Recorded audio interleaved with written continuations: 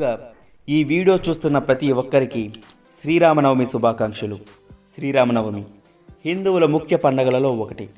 మహావిష్ణు దశావతారాల్లో రామావతారం చాలా విశిష్టమైన అవతారం. ఎందుకు అంటే ధర్మ సంస్థాపనార్థం అవతరించిన శ్రీ మహావిష్ణువు 7వ అవతారం రామావతారం. మనిషి ఎలా బతకాలో, ఎవరితో ఎలా ప్రవర్తించాలో మనకు తెలియజేసే అవతారం రామావతారం. కేవలం తెలియజేయడమే కాక మహావిష్ణు స్వయంగా ఈ భూమిపై మానవావతారం ధరించి మానవ రూపేణ జీవించి మరీ ఆదర్శంగా నిలిచాడు.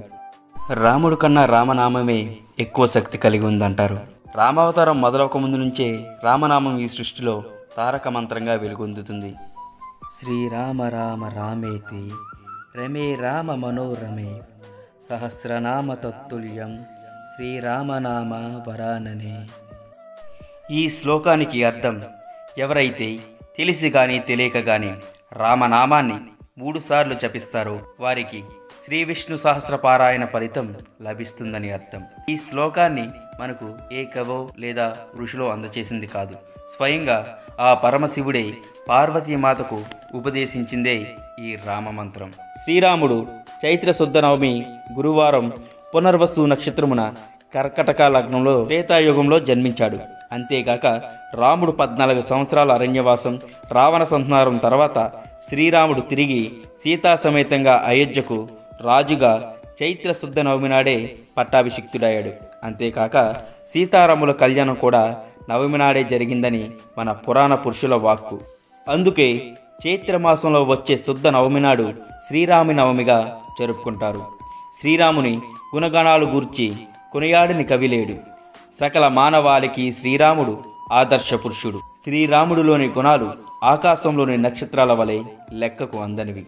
తల్లిదండ్రుల మాట జవదాటిని పుత్రునిగా, స్నేహ సౌజన్యాలను సోదరులకు పంచిన అన్నగా, ఏకపత్ని వ్రతంలో భార్యకు సమున్నత స్థానాన్ని నిలిపిన భర్తగా, ప్రజల మాటను వేదవాక్యంగా పాటించే పాలకునిగా, స్నేహానికి ప్రాణమిచ్చే మిత్రునిగా, ఇలా అనేక గుణాలతో శ్రీరామచంద్రుడు అందరికీ ఆదర్శప్రాయం. సీతారాముల కళ్యాణం జగత్ కళ్యాణం.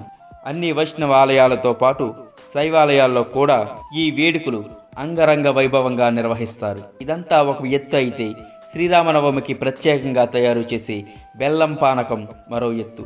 పిల్లలతో పాటు పెద్దలు కూడా ఎంతో ఇష్టంగా సేవిస్తారు.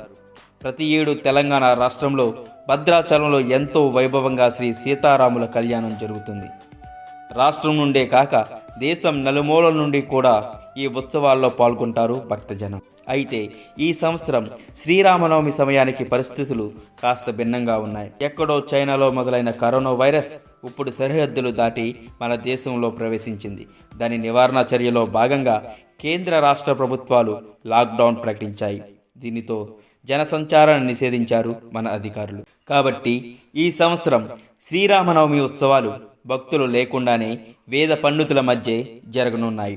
మన ప్రభుత్వాల ఆదేశాల మేరకు ఆ శ్రీరాముని ఇంటి దగ్గరే పూజిద్దాం. ఆ శ్రీరాముని మహిమతోనైనా ఈ కరోనా మహమ్మారి పూర్తిగా అంతం కావాలని ఆశిద్దాం. జై శ్రీరామ్.